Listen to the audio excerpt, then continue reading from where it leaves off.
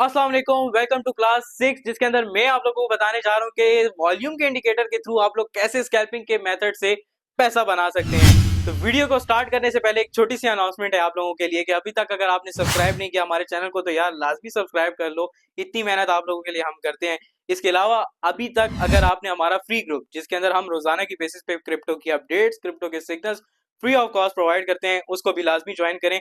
और अगर आपको इस सेशन के दौरान कोई भी इशू होता है तो आप सिंपली हमारा जो ग्रुप है उसमें किसी भी एडमिन को आप मैसेज करें, वो आपका इशू जरूर रिजॉल्व करेगा। तो मिलते हैं आप लोगों से वीडियो के एंड में। अस्सलाम वालेकुम, वेलकम टू क्लास 6 जिसके अंदर मैं आप लोगों को देने वाला हूँ फ्री में एक ऐसी स्कैल्पिंग स्ट्रेटजी जिससे मैंने भी खुद बहुत अच्छा प्रॉफिट बनाया और आप लोग भी इंशाल्लाह अच्छा प्रॉफिट बनाएंगे। करना आप लोगों ने ये है कि इस वीडियो को एंड तक लाजमी देखना है, कोई स्टेप आप लोगों ने मिस नहीं करना, जिसकी वजह से अगर आपने कोई भी स्टेप मिस कर दिया तो वो आपका लॉस की वजह बन सकती है।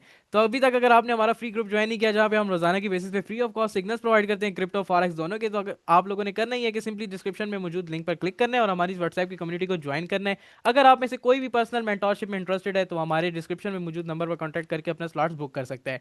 तो बगैर किसी देर के वीडियो को स्टार्ट करते हैं। हमारा आज का टॉपिक है no supply and demand, no supply no demand candle by volume. मतलब वॉल्यूम के इंडिकेटर को देखकर हम कैसे प्रॉफिट बना सकते हैं। आज की इस वीडियो के अंदर मैं आप लोगों को ये स्कैल्पिंग स्ट्रेटजी देने वाला हूं। तो सिंपली आप लोगों ने करना ही है कि सबसे पहले आप लोगों ने इंडिकेटर के सेक्शन में चले जाना है और वहां पे आप लोगों ने सिंपली टाइप करना है वॉल्यूम। अब वॉल्यूम बेसिकली क्या चीज़ आपको बताता है? वॉल्यूम मार्केट में आप लोगों को लोगों की कह लो कि इन्वेस्टमेंट्स बताता है और भी बहुत सारे डेटास आप लोगों को प्रोवाइड करता है। वॉल्यूम जो होता है स्ट्रेंथ बताता है मार्केट में कि यार इस रेड कैंडल की इतनी स्ट्रेंथ है, इस ग्रीन कैंडल की इतनी स्ट्रेंथ है।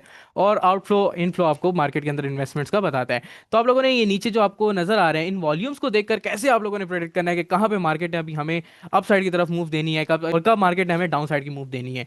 दो सिंपल स्टेप्स को आप लोगों ने गैदर करना है और उसके बाद आप लोगों के लिए ये जबरदस्ती स्ट्रेटजी में लेकर आया हूँ। तो आप लोगों ने करना क्या है? सबसे पहले आप लोगों ने चार्ट पे देखना है। आप लोगों ने करना ही है कि अगर आप नो सप्लाई को ढूंढ रहे हैं जिसके बाद मार्केट पंप होती है, नो सप्लाई के बाद हमेशा मार्केट पंप क्यों होती है? कि जब मार्केट में सेलिंग खत्म हो जाए तो ऑब्वियसली सी बात है मार्केट में पंप होना है, ठीक है। तो no supply is equal to pump, ठीक है।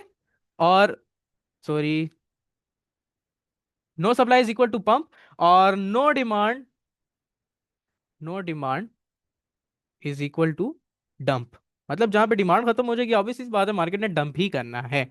नो सप्लाई और नो डिमांड को कैसे आप लोगों ने वॉल्यूम को देखकर आइडेंटिफाई करना है? तो सबसे पहले आप लोगों ने वॉल्यूम की तरफ देखना है। अब अगर हमारा पहला टॉपिक है नो सप्लाई, अब हमने नो सप्लाई कब ढूंढनी है, कैसे ढूंढनी है, वो मैं अभी आप लोगों को बताता हूं। तो सबसे पहले आप लोगों ने चार्ट पे कैंडल्स को देखना है। कैंडल्स को देखने के बाद आप लोगों ने वॉल्यूम को देखना है। अब जहां पे डाउन ट्रेंड मतलब आपको एक शार्प डाउन साइड की तरफ मूव मिले, अब जैसे कि हमें यहां से लेकर यहां तक एक डाउन ट्रेंड में अच्छी खासी हेल्दी स्ट्रॉन्ग डाउन साइड की तरफ मूव मिली है।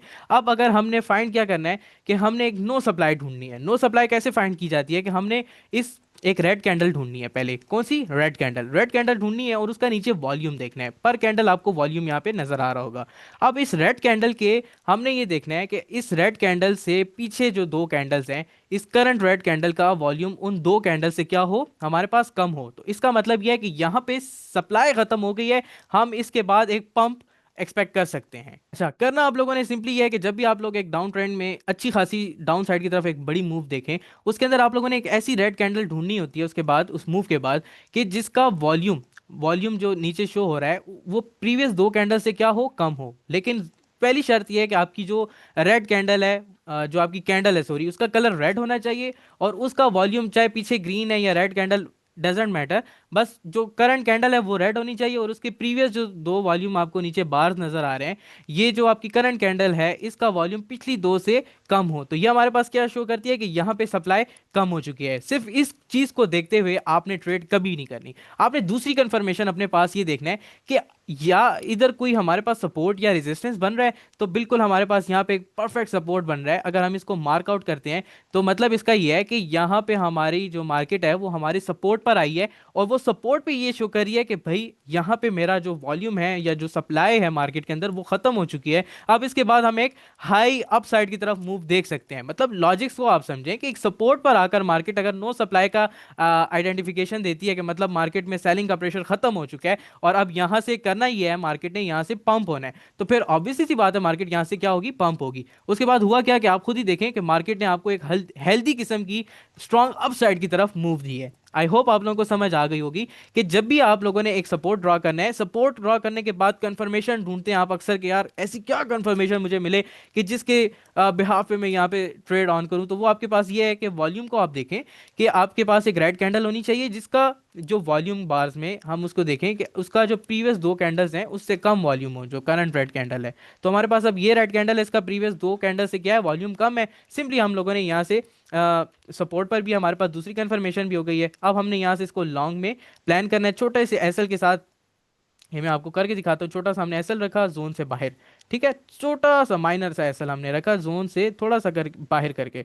और हमने कौन सी, ये हमने लाइक 1/3 रेशियो हमने इसमें हासिल किया है। अब इसकी एग्जांपल नो सप्लाई की तो देख लिया है, अब हमने नो डिमांड को भी देखना है कि यार जब मार्केट में डिमांड खत्म हो जाती है तो फिर हमने उसको कैसे देखना होता है। ठीक है, उसकी मैं एक परफेक्ट एग्जांपल आप लोगों के लिए ढूंढता हूँ।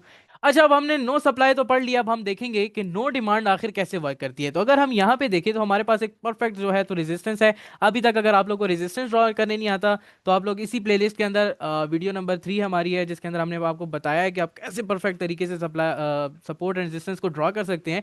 तो अभी अगर हम यहाँ पे देखें, हमने रेजिस्टेंस ड्रॉ किया है। रेजिस्टेंस को ड्रॉ करने के बाद अगर हम यहाँ पे देखें तो जब मार्केट ने इसको टच किया है तो यहाँ पे जो ग्रीन कैंडल है, जो ग्रीन कैंडल करंट चल रही है, इसका वॉल्यूम अगर हम नोटिस करें तो पिछली दो से ज्यादा है। मतलब ये अभी तक मार्केट में डिमांड खत्म नहीं हुई। फिर उसके बाद हमने यहाँ पे हमें एक नो डिमांड कैंडल मिली है। अब अगर आप नोटिस करें कि इस ग्रीन कैंडल का जो करंट चल रही है, इसका जो वॉल्यूम है वो प्रीवियस दो कैंडल से क्या है, हमारे पास कम है। तो हमें ये कंफर्म हो गया है कि भाई यहाँ पे अब डिमांड खत्म हो गई है। अब हमने करना ये है कि हमने यहाँ से शॉर्ट जो है अपनी शॉर्ट की एंट्री जो है वो हमने प्लान करनी है। हमने सिंपली यहाँ पे शॉर्ट का पीएनएल रखा, थोड़ा सा हमने छोटा सा अपना एसएल दिया और ये 1/3 पर 1/3 रिस्क रिवॉर्ड रेशियो की हमने मूव ली है। और अगर आप इसको मजीद होल्ड करते तो ये आपका कितने 1/8 रिस्क रिवॉर्ड रेशियो की ट्रेड थी। मतलब ये कि अगर आपने $1 अगर आपका एसएल हिट होता तो आपसे $1 जाना था, और अब आपके सारा टीपी हिट हो चुका है तो अभी आपके पास कितने डॉलर अकाउंट में आ गए, $8।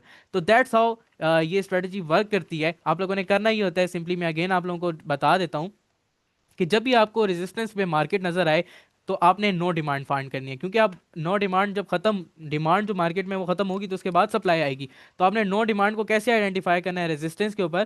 तो अब जब भी आपको रेजिस्टेंस के ऊपर मार्केट मिले, आपने नीचे वॉल्यूम को देखना है। जो करंट ग्रीन कैंडल हो, अगर उसका वॉल्यूम प्रीवियस दो कैंडल से कम आता है तो इसका मतलब यह है कि यहाँ पे डिमांड खत्म हो चुकी है और वहां से आप लोगों ने शॉर्ट की एंट्रीज अपनी प्लान करनी है। एसएल आप लोगों ने जो है तो जोन से बाहर रख के प्लान करना है, ठीक है। अब उसके बाद अगर हम नीचे की तरफ जाएं, जैसे अब सपोर्ट थी हमारे पास यहाँ पे, तो मैंने आपको उसका बताया कि आप लोगों ने ये, अगर हम सपोर्ट को ड्रॉ करें